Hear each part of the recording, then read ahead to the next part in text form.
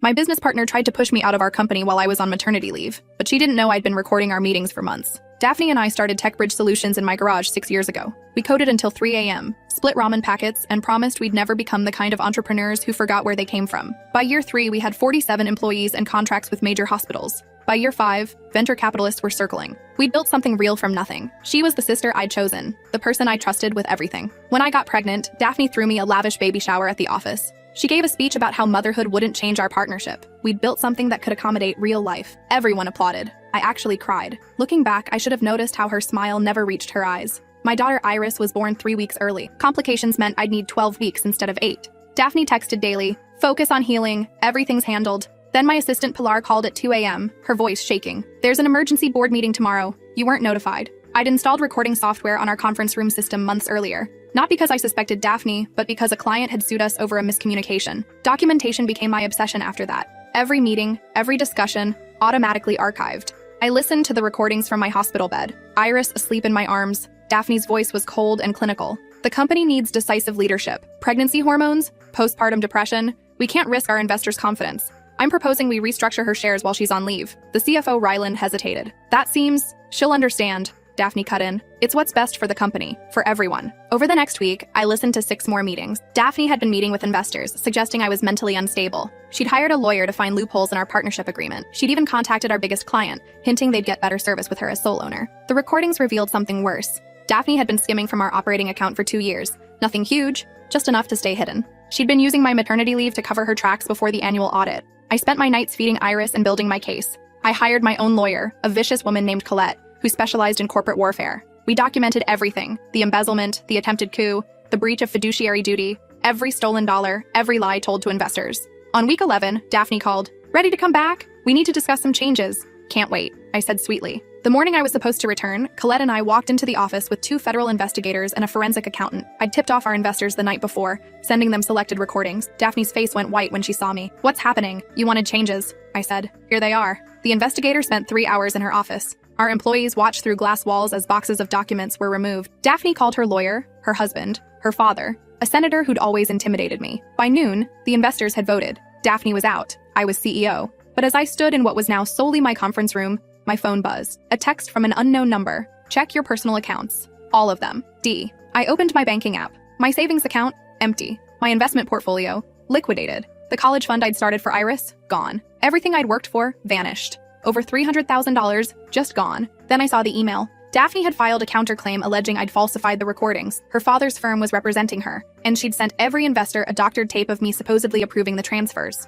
My lawyer's text came next. "We have a problem, a big one." I sat in my car in the parking garage for 20 minutes, staring at the empty account balances. Iris was with my husband at home. He'd taken the day off to celebrate what was supposed to be my triumphant return. Instead, I had to call and tell him we were financially ruined. "How is this possible?" he asked, his voice tight. "How did she access your personal accounts?" That's when I remembered. 2 years ago, when we were applying for a business line of credit, Daphne had asked for my personal financial documents. She'd needed them as a co-signer. I'd given her everything: account numbers, passwords, social security number. We'd been partners, sisters. I drove straight to Colette's office. She was already on the phone when I burst in, waving me to sit. Her expression told me she'd heard. "The senator's firm is good," she said when she hung up. "They're claiming you're having a postpartum breakdown, that you fabricated evidence because you were jealous of Daphne's success managing the company alone. And they have what looks like your signature approving wire transfers." "Those transfers happened while I was in the hospital," I said. "There are medical records proving I was literally in surgery when some of those signatures were made. They're saying you pre-signed authorizations before your maternity leave?" I laughed. It came out harsh and bitter. "So let me understand this. I have recordings of her embezzling, plotting to steal my company, and lying to investors. She has a forged signature and her daddy's law firm. And somehow we're even?" "Not even," Colette said quietly. "They're winning. 3 investors have already called to say they're pulling out. They don't want to be associated with this kind of mess. If we lose the investors, the company tanks. And you'll be left with nothing but legal bills." I thought about Iris at home, about the mortgage we wouldn't be able to pay, about starting over from zero. "No. What about the forensic accountant?" I asked. "The federal investigators? They're building a case, but it takes time. Months, maybe years. Daphne's father has connections. He can slow this down indefinitely." I closed my eyes and thought about every late night in the garage, every missed birthday party because we were chasing contracts, every sacrifice I'd made to build something meaningful. Then I thought about the one thing Daphne didn't know. "I need to make some calls," I said. Back in the car, I pulled up a contact I hadn't used in over a year. Tobias Keene was a journalist who'd tried to write a story about female entrepreneurs in tech. I'd declined his interview request, too busy to deal with press. But I'd kept his card. He answered on the second ring. "This is Tobias. Hi, this is the CEO of TechBridge Solutions. Are you still interested in that story about women in tech?" There was a pause. "Very much so." "Good, because I have a hell of a story for you, but it needs to run tomorrow." We met at a coffee shop 3 blocks from the office. I brought everything. The original recordings, bank statements showing Daphne's embezzlement, medical records proving I was in surgery when those transfers were supposedly authorized, emails between Daphne and investors where she called me unstable. Tobias listened, his recorder running. "This is explosive," he said when I finished. "But you understand what happens when this goes public? It could destroy the company." "The company's already destroyed," I said. "Daphne made sure of that. But maybe I can make sure she doesn't get to walk away clean. Her father's a senator. Even better, a senator's daughter embezzling from her own company and framing her postpartum partner? That's not just a business story, that's a scandal."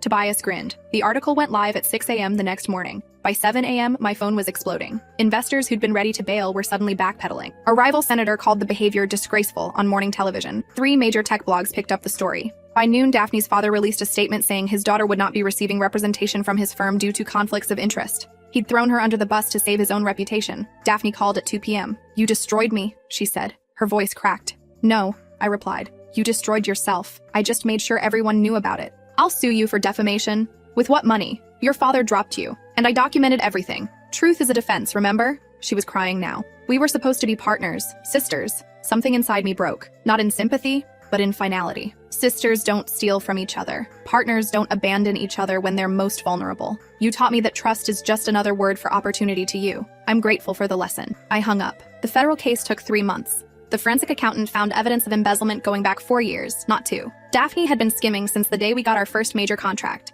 She'd hidden it in complex transactions that would have gone unnoticed if I hadn't triggered the full audit. She pled guilty to avoid prison time, probation, restitution, and a permanent ban from holding any corporate officer position. I got my money back, plus damages. But the company was too damaged to save. The scandal had scared away too many clients. We sold TechBridge Solutions to a larger firm for less than half what it was worth. After paying off debts and legal fees, I walked away with enough to live on for a year, maybe 2 if I was careful. I was 34 years old with a 6-month-old daughter and no company. Most people would call that losing. I called it a fresh start. 6 months later, I launched a new company from the same garage where Daphne and I had started TechBridge. This time, I did it alone. Well, not entirely alone. Pilar left her job to join me as COO. Rylan, the CFO who'd hesitated during Daphne's coup, became my new financial officer. "Why didn't you speak up?" I'd asked him during his interview. He'd looked me straight in the eye. "Because I was a coward. I knew what she was doing was wrong, and I stayed silent. I won't make that mistake again." I respected the honesty. We called the new company Iris Tech Solutions, named after my daughter, but also after the Greek goddess of rainbows and messages.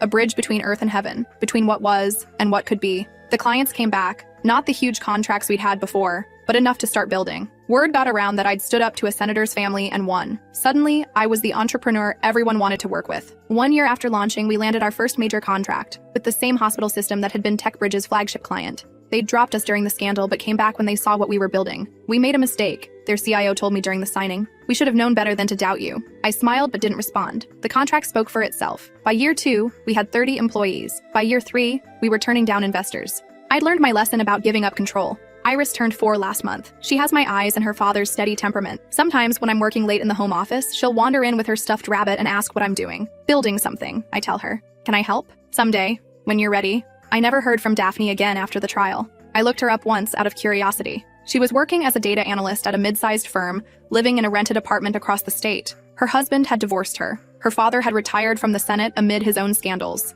I felt nothing. Not satisfaction, not pity, just nothing. She was a chapter in my life that taught me important lessons. Trust slowly, document everything, and never confuse partnership with friendship. The best revenge isn't destruction. It's building something so successful they're forced to watch from a distance. Last week, I received an email from a women's entrepreneurship organization. They wanted me to speak at their annual conference about overcoming adversity in business. I almost declined. Then I thought about all the women who might be facing their own Daphnes. Partners who smile while sharpening knives. People who see vulnerability as opportunity. I accepted. The conference was held in a hotel ballroom downtown. 200 women filled the seats, ranging from college students to gray-haired executives. I stood at the podium with Iris sitting in the front row next to my husband. "I'm going to tell you a story," I began, "about betrayal, loss, and what it means to rebuild when everything falls apart." I told them about Daphne, About the recordings and the embezzlement. About coming back from maternity leave to find my life dismantled. About fighting back and losing the company anyway. But here's what they don't tell you in business school, I said. Sometimes losing is the beginning, not the end. Sometimes the thing you're desperately trying to save needs to die so something better can take its place. I paused, looking at Iris. My daughter was born the same week my best friend tried to destroy me, and for a long time I resented that timing. I thought maternity leave made me weak, made me vulnerable, but I was wrong. Having Iris forced me to fight smarter, not harder. It forced me to document, to plan, to think 10 steps ahead because I couldn't afford to waste time on emotional reactions. She made me sharper. A woman in the back raised her hand. But how do you trust again? How do you build a new company after that kind of betrayal? I smiled. You don't trust the same way. You trust with boundaries. You document everything. You keep your personal and business finances completely separate. You listen to your instincts when something feels off. And you accept that some people will betray you no matter what you do. That's not a reflection of your worth or judgment. That's a reflection of who they are. The room was silent. The woman who tried to destroy me, I continued. She taught me everything I needed to know about building a better company. I'm grateful for that lesson, even if it cost me everything to learn it. After the speech, dozens of women approached me. Some wanted advice. Some wanted to share their own stories of betrayal and survival. One young woman, probably 25, waited until everyone else had left. My co-founder just asked me to take a leave of absence, she said quietly. She says I've been distracted since my mom's diagnosis, that the company needs focus right now. I looked at her carefully. What does your gut tell you? That something's wrong? That this isn't about focus? I pulled out my business card and wrote my personal cell number on the back. Document everything, I said. Every conversation, every email, every decision. Trust your instincts. And call me if you need help. She clutched the card like a lifeline. Thank you. I watched her walk away and felt something shift. Maybe this was the real reason I'd survived everything with Daphne. Not to rebuild a company, but to help others avoid the same mistakes. That night, I tucked Iris into bed and sang her favorite song about rainbows and bridges. Mommy, she said sleepily, what did you build today? Something important, I told her. Something that will help a lot of people. Like your company? Better than my company. I helped someone protect themselves before they got hurt. She nodded, satisfied, and closed her eyes. I sat there watching her breathe, thinking about everything that had happened. The betrayal, the loss, the rebuilding, the late nights, and the fear, and the moments when I'd been certain I couldn't continue. But I had continued, and I'd built something stronger than before. Not despite what Daphne did to me, but because of it. My phone buzzed. A text from the young woman I'd met at the conference. You were right. I checked the company finances. My co-founder's been moving money. What do? I smiled and started typing. The next morning, I drove to her office. She'd sent me copies of the financial records overnight, clear evidence of embezzlement. Her co-founder had been more careless than Daphne, leaving obvious trails. We spent 6 hours building her case. By the end of the day, she had everything she needed to confront her co-founder and protect her interests. How do I thank you for this? She asked. By doing the same for someone else when your turn comes, I said. That's how we change things. One warning, one person at a time. Over the next 3 months, I heard from her regularly. She'd successfully confronted her co-founder, forced her out,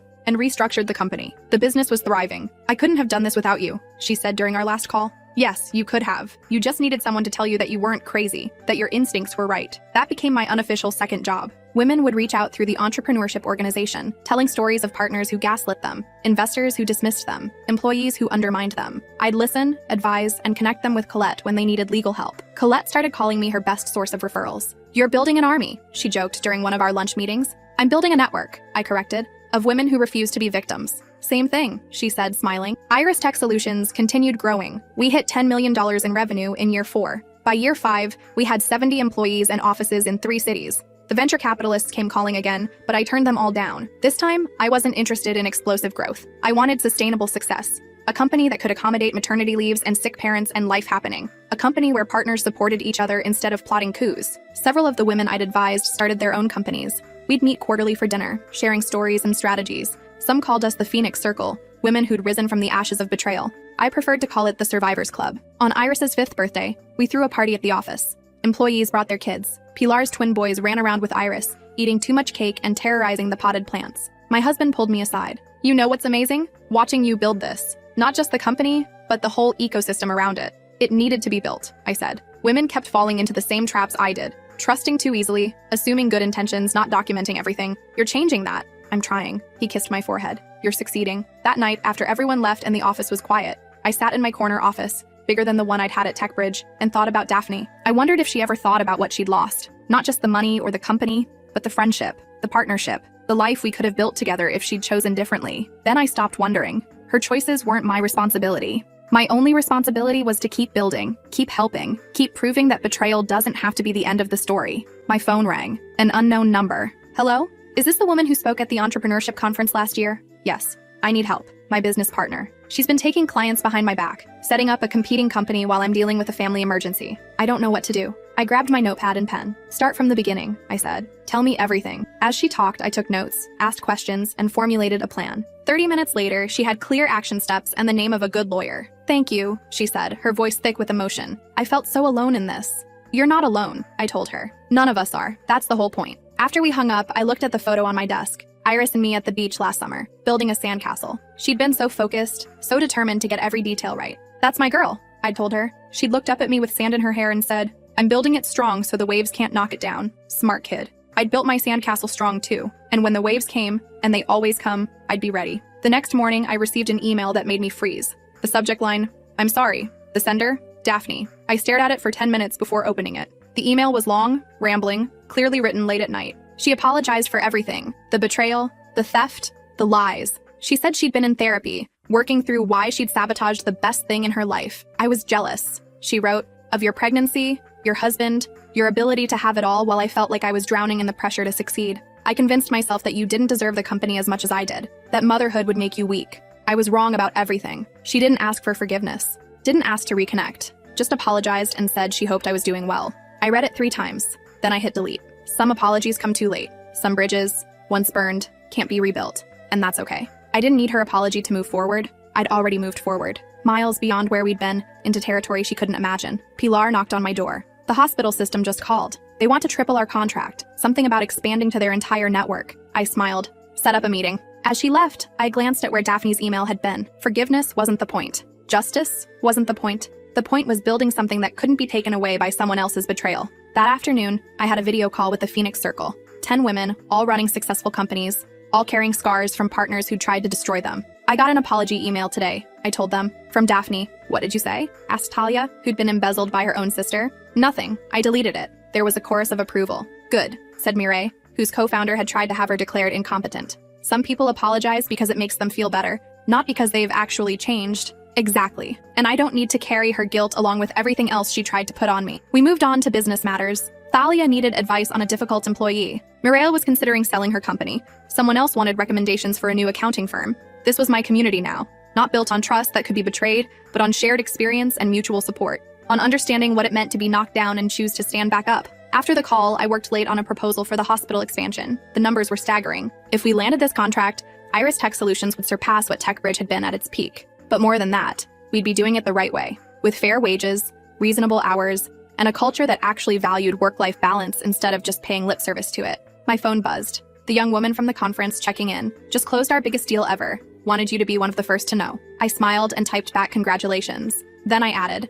remember to celebrate. And then remember that success is a journey, not a destination. Keep building. She sent back a thumbs up and a photo of her team celebrating. I saved the photo, added it to a folder on my computer labeled, Why I Do This. The folder was full of similar photos.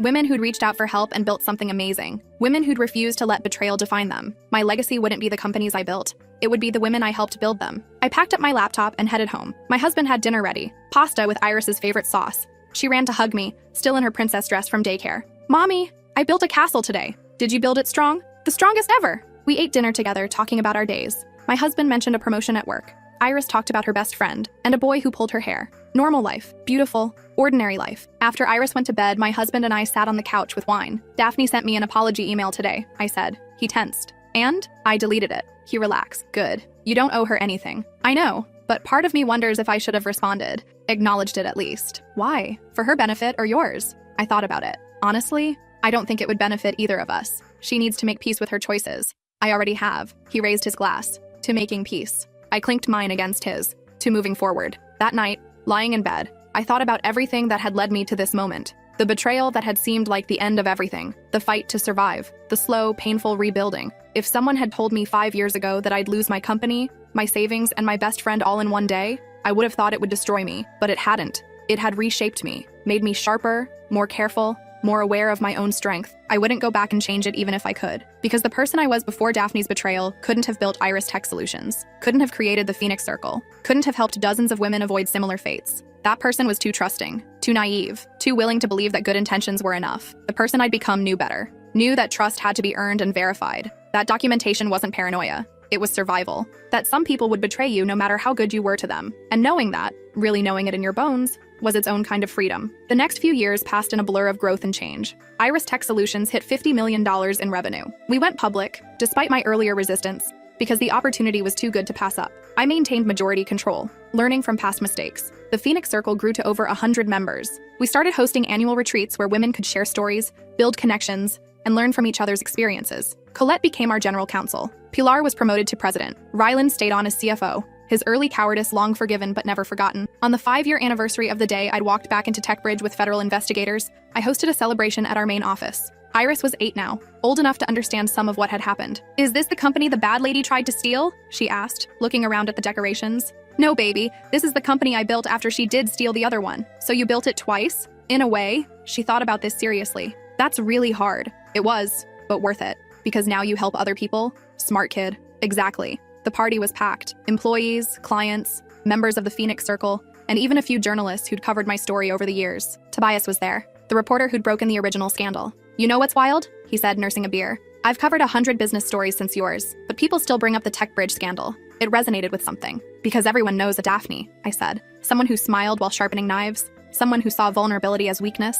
The story resonated because it's not unique. It's just usually hidden. Well, you certainly didn't keep it hidden. That was the point. Secrets protect predators. Transparency protects prey." He laughed. "That should be your company motto." It basically is. As the party wound down, I found myself standing alone in my office, looking out over the city. So much had changed. So much had been lost and rebuilt and reimagined. My phone rang. Unknown number. I almost didn't answer, then thought about all the women who'd reached out over the years. "Hello? Hi. My name is Adriana. I got your number from the Phoenix Circle website. My business partner just asked me to sign documents giving up my voting rights while I'm on medical leave. I don't know what to do." I grabbed my notepad. "Start from the beginning," I said. "Tell me everything." And she did. As I listened and took notes, making plans and formulating strategy, I felt something settle in my chest. Peace, maybe, or purpose. This was why I'd survived. Not just for myself or Iris or the company, but for Adriana and all the others who would come after her. The women who needed someone to tell them they weren't crazy, that their instincts were right. That betrayal didn't have to be the end of their stories. "Here's what you're going to do," I told her when she finished. "First, don't sign anything. Second, document every conversation from here forward. Third, call this lawyer." I gave her Colette's number and walked her through the next steps. By the end of the call, she sounded stronger, more certain. "Thank you," she said. "I felt so alone." "You're never alone," I told her. "That's the whole point of what we've built here." After we hung up, I stayed in my office for a while longer, watching the city lights flicker on as darkness fell. Somewhere out there, Daphne was living her life. Maybe she'd found peace with what she'd done. Maybe she was still making excuses. It didn't matter. Her story ended the day she sent that apology email and I hit delete. My story? It was still being written. In every woman I helped, every company I built, every time I chose to stand up instead of stay down. The betrayal had been the catalyst, not the conclusion. And that made all the difference. I picked up my bag and headed home to my family. To Iris, who was waiting to tell me about her day. To my husband, who'd stood beside me through everything. To the life I'd rebuilt from ashes. Tomorrow, I'd wake up and do it again. Build, help, support, grow. Because that's what survivors do. We don't just survive, we thrive. And we make damn sure others get the chance to do the same.